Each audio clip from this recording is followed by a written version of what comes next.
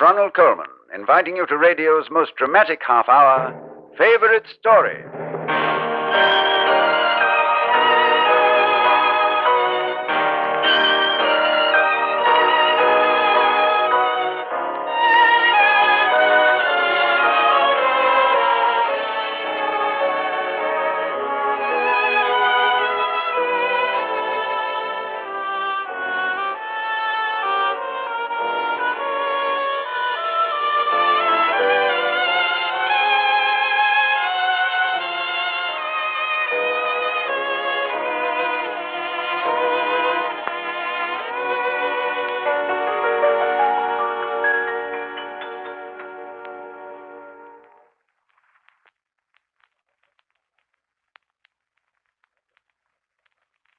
On the 4th of July in 1862, the Reverend Charles Dodgson took the afternoon off from lecturing on mathematics at Oxford and went rowing with the small daughters of the dean. On the river bank, in the shadow of a haystack, all in the golden afternoon, this young man began to spin a story. Prodded by his best listener, a little girl named Alice Liddell, he went on to spin more tales about another Alice, a young lady who fell down a rabbit hole and emerged in a land as magic and wonderful as any child has dreamed.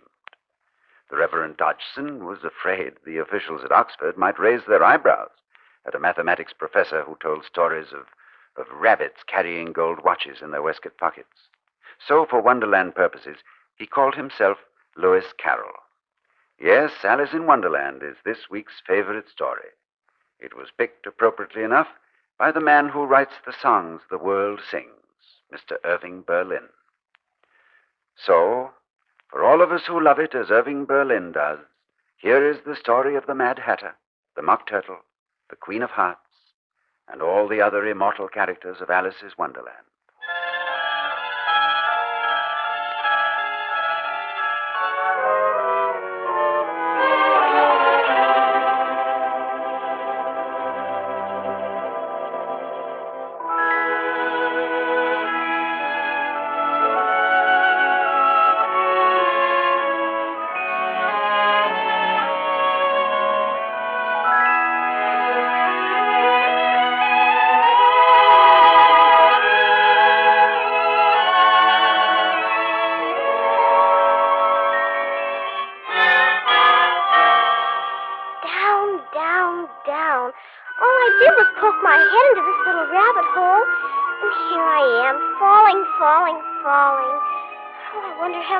I've fallen by now.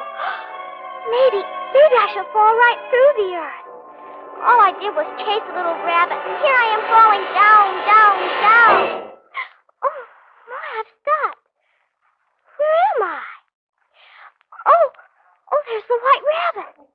What time is it getting to be? Oh, my ears and whiskers, how late it is. Oh, my goodness, the Duchess will be extremely aggravated. What a strange thing. A rabbit with a big gold watch in his waistcoat pocket. Oh, don't go away. My goodness, what a strange little place. I'm all enclosed, doors all around me. And all of them seem to be locked. Why, here's a little gold key. I bet it fits that tiny door. I'll just bend down and try it. It's a little passage about the size of a rat hole. And at the end... Oh, what a lovely garden. With the brightest flowers and the coolest looking fountain. Oh, I do wish I were small enough to crawl through this little passage and get into that garden. But this door is so tiny, I couldn't even get my head through it. Even if my head would go through, it would be of very little use without my shoulders. Oh, I wish I could shut up like a telescope. Why, there's a little bottle on the table, which certainly wasn't there before. It has a label tied on it. Drink me. Well, it's not smart poison, so I will taste it.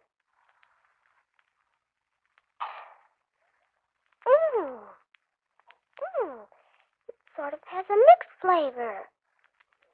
Cherry tart, roast turkey and hot buttered toast. What a curious feeling. I must be shutting up like a telescope. Well, I do believe I'm about 10 inches high now. And I can go into that lovely garden. Oh, dear. I forgot the little gold key. And it's way up there on the table. Now I'm nowhere near tall enough to get it. Oh, whatever shall I do? Why, here's a little piece of cake that says eat me. Well, I'll eat it. There. Curiouser and curiouser. Now I'm opening out like the largest telescope that ever was. Goodbye, feet. Oh, my poor little feet. I wonder who will put on your shoes and stockings for you now, dear. Ouch! Oh, I bumped my head right on the ceiling. I must be 9 feet tall now. Now I'll never get into that garden. I'm crying gallons of tears.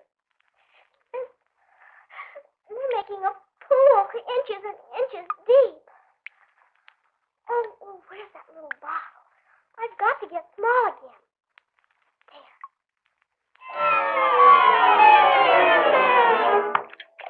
Oh, I wish I hadn't cried so much. I should be punished for it now, I suppose, by being drowned in my own tears. Well, I'll have to swim.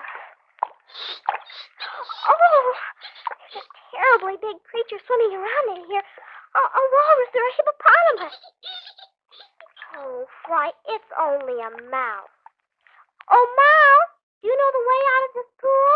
Hold on to my tail. Swim for shore.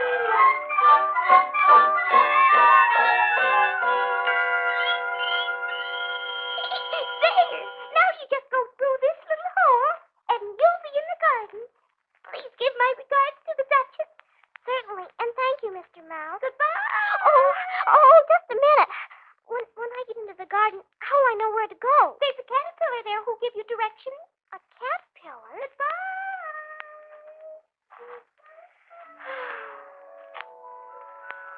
Oh, such a lovely, lovely garden. How are you? Oh, I beg your pardon. Who is that? Up here on the mushroom. Oh, you're the caterpillar. What a funny pipe you're smoking. Funny indeed. Answer my question. Who are you? I really don't know, sir. I'm afraid I'm a little confused today, being all different sizes. What size do you want to be? Well, I should like to be a little larger, sir. 3 inches is such a wretched height to be. It's a very good height indeed. I am 3 inches. Oh, I'm so Now, sorry. young lady, before you go to see the Duchess, a piece of advice. Yes? Keep your temper. And just walk into that door, and you'll find the Duchess. Thank you. Remember, keep your temper. Quiet! Quiet, rat! Oh, dear. Are you the Duchess? Of course I'm the Duchess. What's the matter with your baby? Don't bother me now. I must sing my child a lullaby. Speak roughly to your little boy and beat him when he's sleeping. He only does it to annoy because he knows it teases.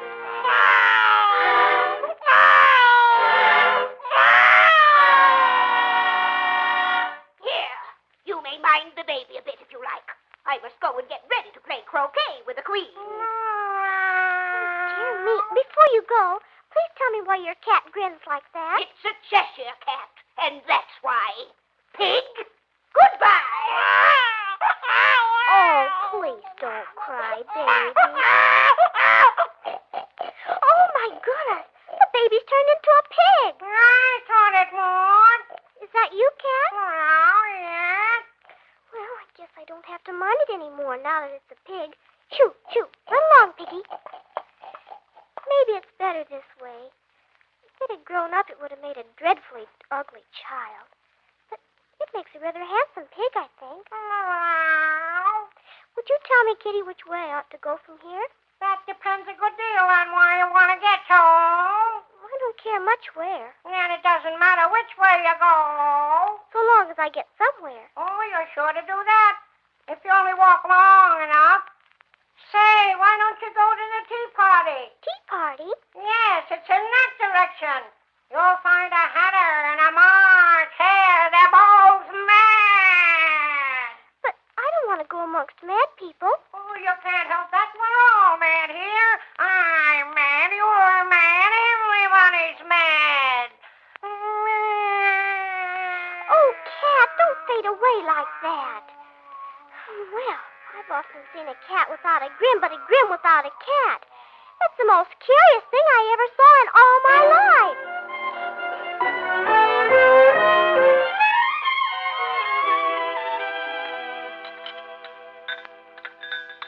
Oh, what a big tea party. No room! No room! You're the Hatter, No room, no room. and you're the March Hare. Who's the little fellow fast asleep? He's a dormouse. Now go away. There's no room! But the table's laid for a great many more than 3. Why is a raven like a writing desk? Oh, good. We'll have some fun now. I'm glad you've begun to ask riddles. I believe I can guess that. First tell me, what day of the month is it? The, 4th. The 4th? My watch is 2 days wrong. March Hare, I told you butter wouldn't suit the works. It's the best butter. Yes, but some crumbs must have got in as well. You shouldn't have put it in with the bread knife. Here, try dipping your watch into the tea. It was the best butter you know. What a funny watch. Tells the day of the month and doesn't tell what o'clock it is. Why should it? Does your watch tell you what year it is? The dormouse is asleep again. Pour a little hot tea on his nose. Oh, of course. Just what I was going to remark myself. Girl, have you guessed the riddle yet?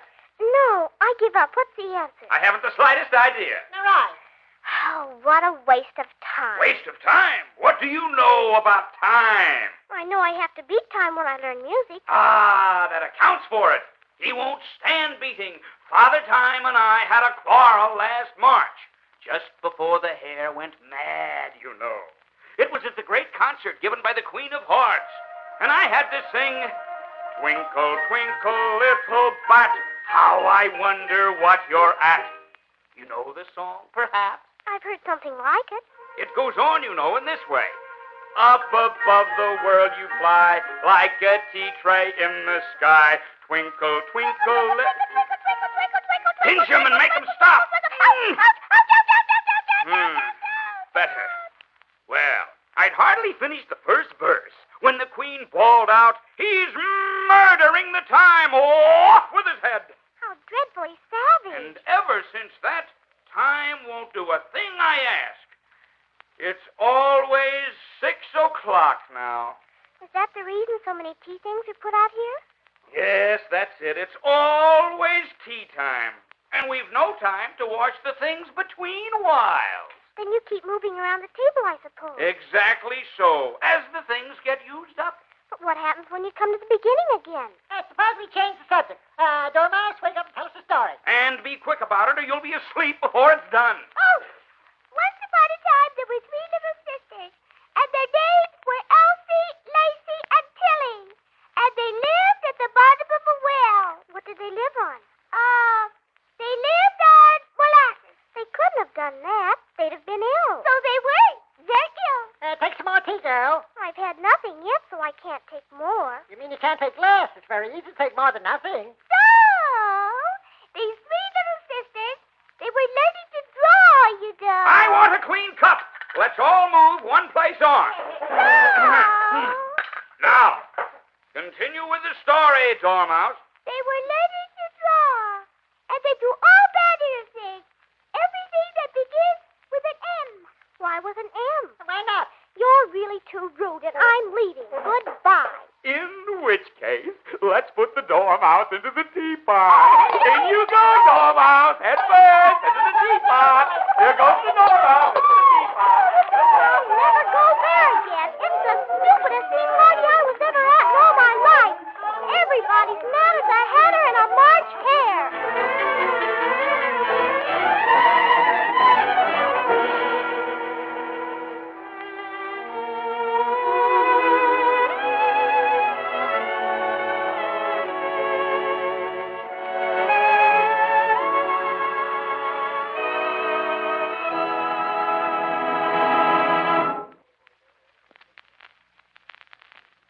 just step this way, boys and girls, ladies and gentlemen.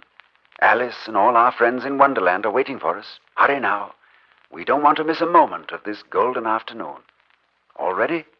Here's Irving Berlin's favorite story, Alice in Wonderland. Act 2.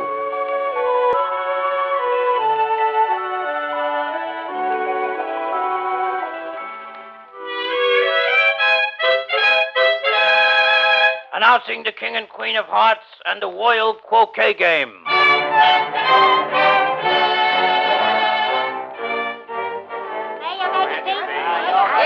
Enough! Who's this? What's your name, child? My name is Alice, so please, Your Majesty. Off with her head! Oh, no! Consider, my dear, she's only a child. Can you play croquet, child? Yes? Come on, then. Get to your places, everybody. But this is the strangest croquet game. All the players are aces and twos and sevens, just like in a pack of cards.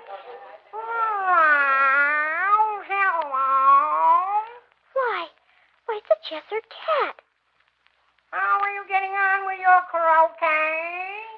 The funniest croquet game I've ever seen. The croquet games are live hedgehogs, and the mallets are live flamingos, and the archers are soldiers, and they keep moving around. Off with his head! Off with her head! Oh, do you like the queen? Not at all. She's so extremely... What was that? She's so extremely likely to win that it's hardly worthwhile finishing the game. That's better. Who are you talking to, girl? It's a friend of mine, Your Majesty. A Cheshire cat. I don't like the way it's looking at me. Stop it. A cat may look at a king. I've read that in some books. It must be removed. My dear queen, I wish you'd have this cat removed. Off with his head! I'll get the executioner myself. I'm dreadfully fond of executing people here. It's a wonder anybody's still alive. Stop the croquet game! Stop! Child, have you seen the mock turtle yet? Oh, no. I don't even know what a mock turtle is. Oh, it's the thing mock turtle soup is made from. Now you go right over there, and the Griffin will introduce you to the mock turtle, and he will tell you his story. A griffin? What's that? Oh, everybody knows that. Half lion, half eagle, a fascinating animal. Now off with you, off, or off with your head.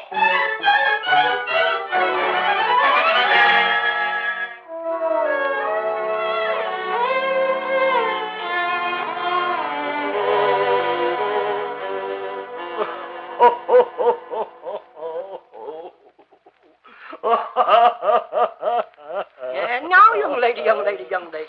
Yes, Mr. Griffin? Allow me to introduce you to my friend, the Mock Turtle. How sad he looks. Very, very sad indeed. Oh, Mock Turtle, this here young lady wants for to know your history. She do. Very well. Once I was a real turtle, and I went to school in the sea. The master was an old turtle. We used to call him Tortoise. Why did you call him Tortoise if he wasn't one? We called him Tortoise because he taught us. Oh, really, you're very dull. Go on. Very well. We had the best of education. Reeling and rising, of course. And then the different branches of arithmetic. Ambition, distraction, uglification, and derision. And I never will forget the drawling master. Drawing master? Yes. He taught us drawling, stretching, and fainting in coil. What was that like? I can't show you myself. I'm too stiff. How many hours a day did you do lessons? 10 hours the first day, 9 the next, 8, 7, and so on. What a curious plan. That's the reason they're called lessons, because they lesson from day to day. From day to day, they lesson. Then the 11th day must have been a holiday. Of course it was. And how did you manage on the 12th? That's enough about lessons. Let's have a song. Yes. Oh, yes, a song will be very nice. Sing her Turtle Soup, will you, old fellow? Not mock turtle soup. Yes. Very well. Beautiful soup, so rich and green, waiting in a hot tureen. Who for such days would not stoop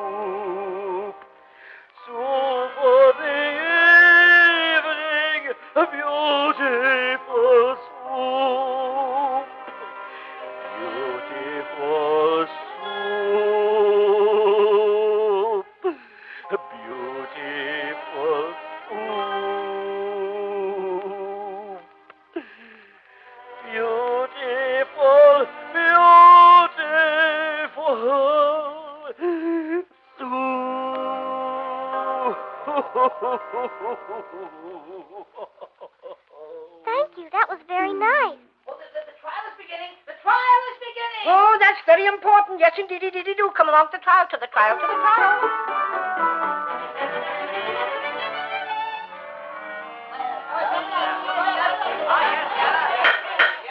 This trial will now come to order. Order. Rabbit, read the accusation. The accusation. Yes, Your Majesty. The Queen of Hearts, she made some tarts all on a summer's day. The Knave of Hearts, he stole those tarts and took them quite away. Jury, consider your verdict. Oh, not yet, Your Majesty. There's a great deal to come before that. Well, call the first witness. The first, yes, the first witness. First witness, the Mad Hatter. Me? Take off your hat, Hatter. It isn't mine.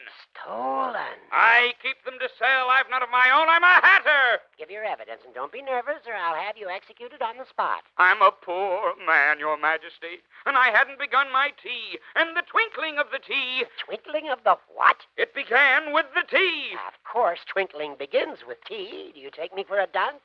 Go on. I'm a poor man, and most things twinkled after that. Only the March Hare said, I didn't. You did. I deny it. He denies it. Leave out that part of it. I'm a poor man, Your Majesty. You're a very poor speaker. You may go. And just take his head outside. Yeah, take his head. Now, call the next witness. The next witness. The next witness is Alice. Here? What do you know about this business? Nothing. Nothing whatever. Nothing whatever. That's very important. Unimportant, Your Majesty, means of course. Important, unimportant. What does it matter? Important, unimportant, important, unimportant. Oh, I'm getting tall again. It must have blown off. Silence! Quiet. Rule 42. All persons more than a mile high to leave the court. I'm not a mile high. You are, too. Nearly 2 miles high. Well, I shan't go at any rate. Besides, that's not a regular rule. You invented it just now. It's the oldest rule in the book. Then it ought to be number 1. Jury, consider your verdict. Oh, no. There's more evidence to come yet, please, Your Majesty. This paper has just been picked up. What's in it? Well, it seems to be a letter written by the prisoner to somebody. It must have been that. Unless it was written to nobody, which isn't usual, you know. Is it in the prisoner's handwriting? No, it's not. That's the strangest thing about it. She must have imitated somebody else's handwriting. Please, Your Majesty, I didn't write it, and they can't prove I did. Look, there's no name signed at the end. If you didn't sign it, that only makes the matter worse. You must have meant some mischief, or else you'd have signed your name like an honest citizen. That proves her guilt, of course, so over their head. It doesn't prove anything of the sort. Let the jury consider their verdict. No. Sentence first, verdict afterwards. Stuff and nonsense. The idea of having a sentence. Hold your tongue. I won't. Off with their head. Who cares for you? You're nothing but a pack of cards. Just a pack of cards, that's all. Just a pack of cards.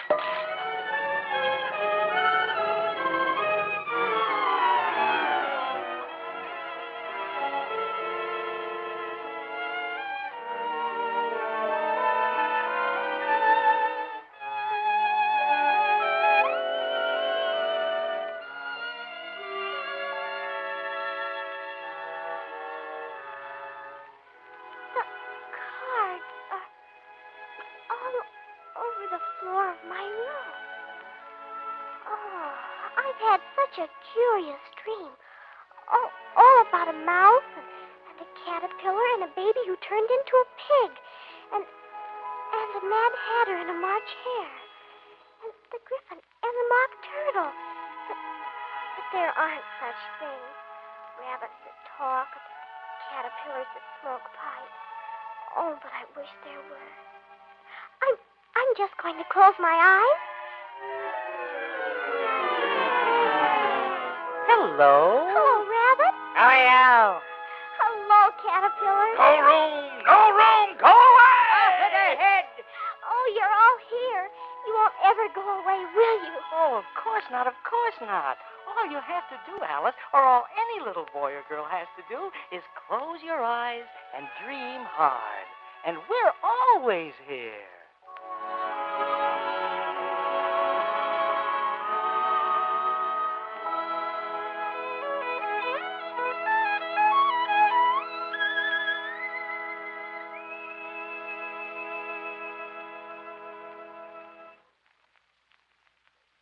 And so we conclude this week's favorite story, The Incredible Adventures of Alice in Wonderland. The young lady who brought Alice to life in our production of Lewis Carroll's masterpiece was Dawn Bender, age 11. Some of America's finest radio actors accompanied her, and Claude Sweeten imagined the Wonderland music. Jerome Lawrence and Robert E. Lee dramatized and directed this, as well as all the other stories on this series. Mr. Irving Berlin chose the travels of Alice as his own favorite story. Next week, a love story with a dagger in it, a strange tale of romance and poison. It's Rappaccini's Daughter by Nathaniel Hawthorne. The favorite story choice of the screen's favorite bogeyman, Mr. Sidney Greenstreet. We hope you'll be listening.